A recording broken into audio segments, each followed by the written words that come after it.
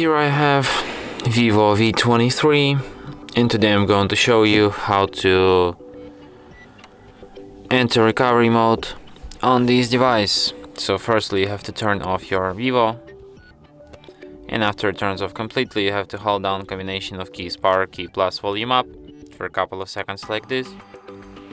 In the following menu, use volume keys to navigate to recovery mode and then select it with power key.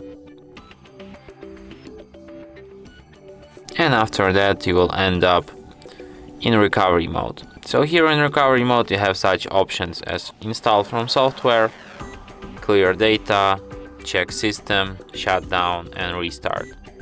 So if you want to quit this mode, just select an option restart, and after that your device will be restarted as usual.